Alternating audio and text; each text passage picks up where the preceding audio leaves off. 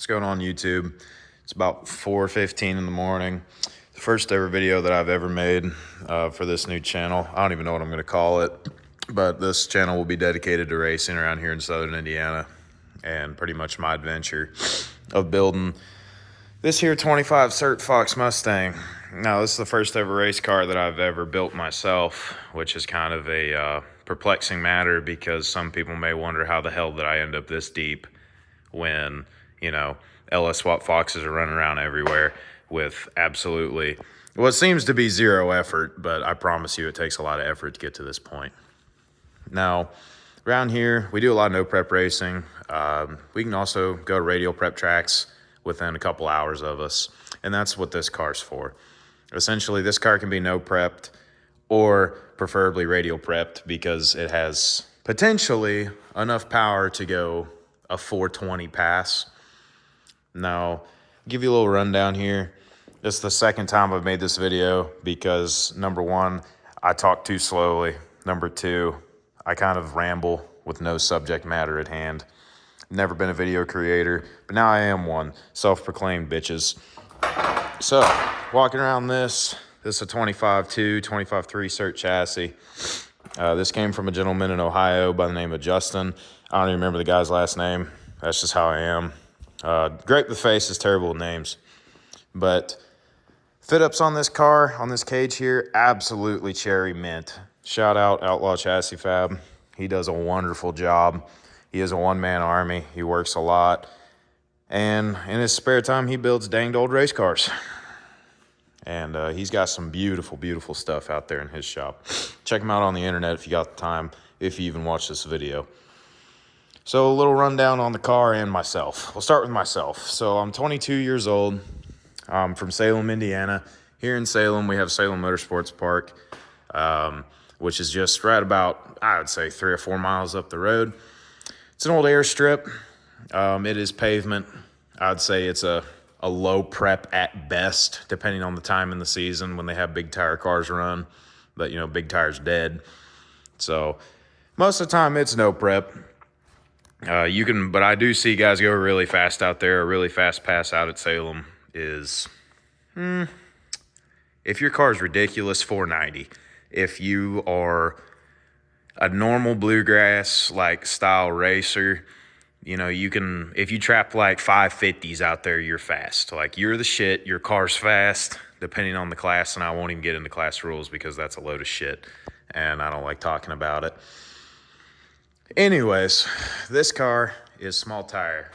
And rundown on it. This is a UPR upper torque box, adjustable. Team Z lowers as well. I wish I'd went with Marty Marilat. I do kind of regret that because Marty makes absolutely gorgeous stuff. Team Z mini tubs. I made this car where you can fit a 29 in it, but a 29 is not a small tire. If you want to argue with me, please do, because I promise you you're wrong. 28s are gangster. 29s are considered big tires to me. You could technically, I could most certainly fit a 315 radial in here. These mini tubs, if you cut them differently than how Team Z specifies, you can fit quite a bit larger tire in there than just a 28 and fully tuck it in. I mean, stock Mustangs, you can fit a 28 in them, but you look like Bubba because the damn things hang out this far. Now, I'm not hating because mini tubbing one of these cars is a large affair, especially if you have the interior in it. But this car came to me as a shell about a year and a half ago when I was really young, like 19.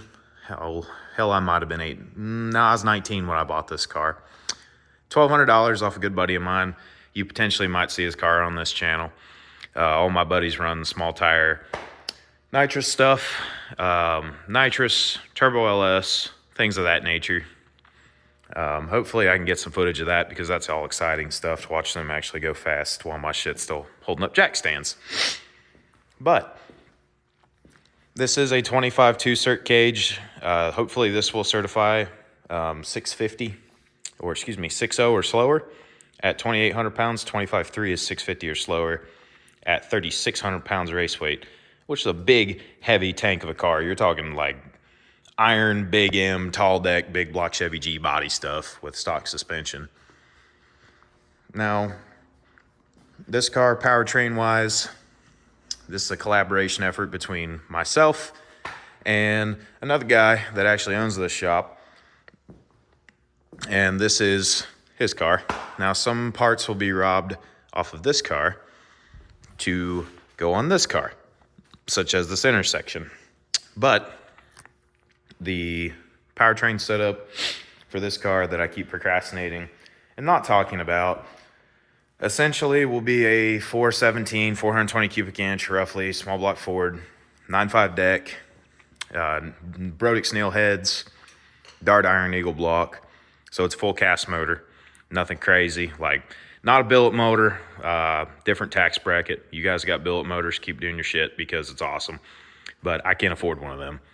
So we got the next best thing. Twin turbos, alcohol, and lots and lots of horsepower.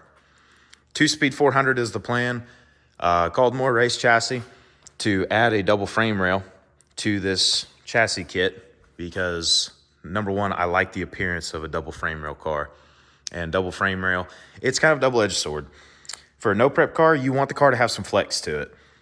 And that's why I think Fox bodies with only 850 certs do so well in no-prep, is because even with an anti-roll bar, these cars still have so much chassis flex and roll in them. But when you go to like a 25 cert with a full tubular floor member and you go with a double frame rail as well, that adds so much stiffness and rigidity that potentially the car gets worse on a no prep surface, but on a radial prep, a fresh chromoly chassis on radial prep is fast because it's so stiff. The whole car acts like an anti-roll bar at that point. Now, I apologize for a shaky video. I don't have a GoPro or nothing yet. It's just taken on my iPhone. Hopefully at 60 frames, because 60 frames looks mint.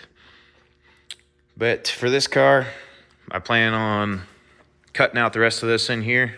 Oh, that's sharp. Cut out the rest of this in here.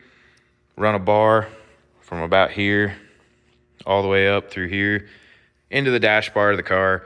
Really stiffen this up. Racecraft, pretty much front suspension. I'd like to do spindle mounts on this car, but that's looking ever so getting far away off into the bushes. Never dealt with a spindle mount car, although I do know how they work. Obviously, Fox Mustangs use caster camber plates, unless you have a legit race car and you have just a bushing mount in here. But this will be a stock suspension style car. Ford 9-inch, 40 spline axles, potentially 2,500 horsepower turned all the way up, which is enough power to hopefully crack off like a 410 or 420. Although in all steel, all glass trim, I'd say the fastest it might be able to go is like a 440 or 450. Don't plan on running lockup in the 400 because, number one, that's how you break a lot of shit. And if you have a lockup tranny, number one, you probably don't watch this channel. Number two, you have so much money you don't care what you break. Now, in terms of engine management, I'd like to go a little bit off in the weeds a little bit. I'd like to try max ECU. Everybody's like, oh, get Holly Dominator, get Fuel Tech FT600, get this and that. Well, I've also looked into Haltech. At the end of the day, I'm trying to do more with less here. I may regret it, but I am not paying $10,000 for Fuel Tech and FT Spark, FT Alcohol, the 202 sensors, the CAN bus EGT, all that shit. I think that's stupid. Sell one box that does all the functions and you don't have to worry about it. And that's why I like max ECU. And I have tuned DFI for about 4 years now. I'm good enough at it where I know how not to explode an engine, but I also do know how to blow a car up if I need to. So I half-ass know what I'm doing. I know how to wire a car, make it look nice. Probably the most gratifying process, but this is where we stand currently. Just real short and sweet. Try to eliminate Rambletron videos because, I mean, rambling's fun, but man, it eats up a lot of time really fast. Like, we're already at 10-minute mark here, and all I've done is ramble. So in synopsis, this channel is essentially about tracking my progress of how I put this car together, and over time, document some of the racing that goes on that I show up to, and kind of give people an insight that don't have a clue about any of this, about how this works and truly what it takes to go fast. Because man, it takes a lot of money to go really fast nowadays. So yeah, if you appreciate the video, you appreciate the content, drop a comment, drop a like, possibly subscribe. If you think the video's garbage, let me know, see how I can improve it. I know number one, how I can improve it, get a non-shaky cameraman, or get a stabilized camera, which will probably be my next go around if I do get into making YouTube videos. But the car is the cage is 90% complete. I've got to order the driver support hoop, the little 3/4 chromoly bars that go here. There's 4 of them here. 1, 2, 3, and 4 over here. Either way, I sat down in this cage. I fit really well in it, considering I'm a fat bastard, but there's not much leg room in here. Surprise, yeah, it's Foxbody. It's not very big. But that's all I got for tonight. It's about 4:30 in the morning. It's time for me to go home.